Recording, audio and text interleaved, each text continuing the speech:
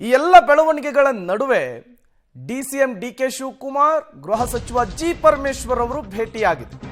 CM ಸಿದ್ದರಾಮಯ್ಯನವರಿಗೆ MUDA site ಸಂಕಷ್ಟ. ಇತ್ತ DCM DKShi ಗೃಹ ಸಚಿವ ಜಿ ಪರಮೇಶ್ವರ್ ಸಭೆ ನಡೆಸಿದ್ದಾರೆ. ಸದಾಶಿವನಗರದ ಪರಮೇಶ್ವರ್ ನಿವಾಸದಲ್ಲಿ ಮೀಟಿಂಗ್ ಆಗಿರುವಂತಹದ್ದು. ಸಿಎಂ ಹುದ್ದೆಯ ಮೇಲೆ ಉಭಯ ನಾಯಕರುಗಳ ಕಣ್ಣಿದೆ. ಸಾಕಷ್ಟು ಚರ್ಚೆಗಳಾಗ್ತಾ ಇದೆ. ಈ ಬೆನ್ನಲ್ಲೇ ಇಬ್ಬರ ಚರ್ಚೆ, ಇಬ್ಬರ ಭೇಟಿ ಸಹಜವಾಗಿಯೇ ಕುತೂಹಲಕ್ಕೆ ಕಾರಣವಾಗ್ತಾ ಇದೆ. ಅಕ್ಟೋಬರ್ 2ರ ನಂತರ ಸಿಎಂ ಮತ್ತು ಡಿಸಿಎಂ ದೆಹಲಿ ಪ್ರವಾಸವನ್ನು ಕೈಗೊಳ್ತಾ ಇದ್ದಾರೆ. ಹೈಕಮಾಂಡ್ ಭೇಟಿ ಆಗ್ತಾ ಇದ್ದಾರೆ. ಇಲ್ಲಾಗ್ತಾ ಇರುವಂತಹ ಬೆಳವಣಿಗೆಗಳ ವರದಿಯನ್ನು ಒಪ್ಪಿಸ್ತಾ ಇದ್ದಾರೆ. ಅದಕ್ಕೂ ಮೊದಲು DCM DK Shivakumar G Parameshwar ಅವರನ್ನ ಭೇಟಿಯಾಗಿರೋದು, ಮಾತುಕತೆ ನಡೆಸಿರೋದು ತುಂಬಾ ಕುತೂಹಲಕ್ಕೆ ಕಾರಣವಾಗ್ತಾ ಇದೆ. ಈಗಾಗಲೇ ಸಿಎಂ ಸಿದ್ದರಾಮಯ್ಯನವರ ಮೇಲೆ ಎಫ್ಐಆರ್ ದಾಖಲಾಗಿದೆ. ಇವತ್ತಿನಿಂದ ಇನ್ವೆಸ್ಟಿಗೇಷನ್ ಆರಂಭ ಆಗ್ತಾ ಇದೆ.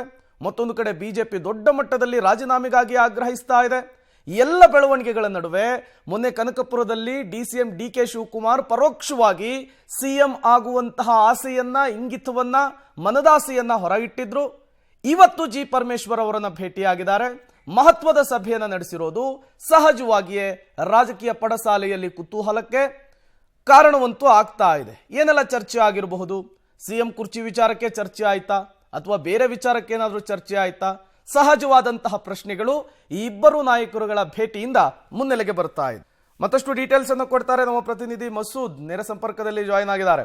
ಮಸೂದ್, ತುಂಬಾ ಕುತೂಹಲ ಕಾರಣವಾಗ್ತಾ ಇದೆ. ಮೊನ್ನೆ ಅಷ್ಟೇ ಕನಕಪುರದ ಸಮಾವೇಶದಲ್ಲಿ ಡಿಕೆ ಶಿವಕುಮಾರ್ ಆಡಿದಂತಹ ಮಾತು, ಅದಾದ ಮೇಲೆ ಮೂಡಾ ಕೇಸ್ನಲ್ಲಿ ಆಗ್ತಾ ಇರುವಂತಹ ಬೆಳವಣಿಗೆ, ಅದರ ನಡುವೆ ಇಬ್ಬರು ನಾಯಕರುಗಳ ಭೇಟಿ.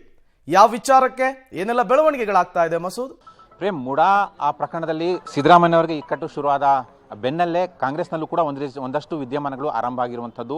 ಈ ಹಿಂದೆ ಮೂಡಾ ಪ್ರಕರಣ ತೀವ್ರತೆ ಪಡೆದುಕೊಳ್ಳುವ ಮುಂಚೆನೇ ಕೆಲವೊಬ್ಬರು ನಾಯಕರು ಪ್ರತ್ಯೇಕ ಭೇಟಿ ಮಾಡಿ, ಪ್ರತ್ಯೇಕ ಮಾತುಕತೆ ಮಾಡಿ ಕುತೂಹಲವನ್ನು ಮೂಡಿಸಿದ್ರು, ಗಮನ ಸೆಳೆದಿದ್ರು. ಈಗ ಆ ಮೂಡಾ ಪ್ರಕರಣದಲ್ಲಿ ಈಗಾಗಲೇ ಕೋರ್ಟ್ಗಳು ತನಿಖೆ ಮಾಡಿ ಅನ್ನುವಂಥ ಆದೇಶ ಕೊಟ್ಟಿದ್ದಾವೆ. ಎಫ್ಐಆರ್ ದಾಖಲಾಗಿದೆ, ತನಿಖೆ ಚುರುಕಾಗಿದೆ. ಈ ಬೆನ್ನಲ್ಲೇ ಡಿ ಕೆ ಶಿವಕುಮಾರ್ ಅವರು ಇವತ್ತು ಪರಮೇಶ್ವರ್ ಅವರನ್ನ ಭೇಟಿ ಮಾಡಿರುವಂಥದ್ದು. ಪರಮೇಶ್ವರ್ ಅವರ ಸದಾಶಿವನಗರದ ಗೃಹ ನಿವಾಸದಲ್ಲೇ ಅಲ್ಲಿ ಭೇಟಿ ಮಾಡಿ ಮಹತ್ವದ ಮಾತುಕತೆಯನ್ನು ಮಾಡ್ತಾ ಇದ್ದಾರೆ.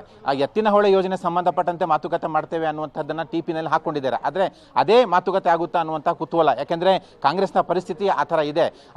ಸಾಕಷ್ಟು ವಿದ್ಯಮಾನಗಳು ಕಾಂಗ್ರೆಸ್ ಒಳಗಡೆ ನಡೀತಾ ಇದ್ದಾವೆ. ಸಾಕಷ್ಟು ಪ್ರಬಲ ಆಕಾಂಕ್ಷಿಗಳು ಮುಖ್ಯಮಂತ್ರಿ ಸ್ಥಾನದ ಮೇಲೆ ಕಣ್ಣಿಟ್ಟಿದ್ದಾರೆ. ಈ ಒಂದು ಸಂದರ್ಭದಲ್ಲಿ ಸಿದ್ದರಾಮಯ್ಯನವರಿಗೂ ಕೂಡ ಒಂದು ರೀತಿಯಲ್ಲಿ ಕಾನೂನು ಇಕ್ಕಟ್ಟು ಶುರುವಾಗಿರುವಂಥದ್ದು. ಜೊತೆಗೆ ಹೈಕಮಾಂಡ್ ಈ ಸಂದರ್ಭದಲ್ಲಿ ಬೆನ್ನಿಗೆ ನಿಂತಿರಬಹುದು. ಆದರೆ ಕಾನೂನು ಯಾವ ರೀತಿ ಕಾನೂನಿನಲ್ಲಿ ವಿಚಾರಣೆ ಮತ್ತೆ ತನಿಖೆ ಯಾವ ಸ್ವರೂಪ ಪಡೆದುಕೊಳ್ಳುತ್ತೆ ಅದರ ಆಧಾರದ ಮೇಲೆ ಬೇರೆ ಬೇರೆ ವಿದ್ಯಮಾನಗಳು ನಡೀತವೆ. ಆ ಹಿನ್ನೆಲೆಯಲ್ಲೇ ಮುಂಚಿತವಾಗಿ ಕೆಲವೊಂದು ನಾಯಕರು ಈ ತರಹದ ಪ್ರತ್ಯೇಕ ಭೇಟಿ ಮಾಡಿ ಮಾತುಕತೆ ಮಾಡ್ತಾ ಇರುವಂಥದ್ದು.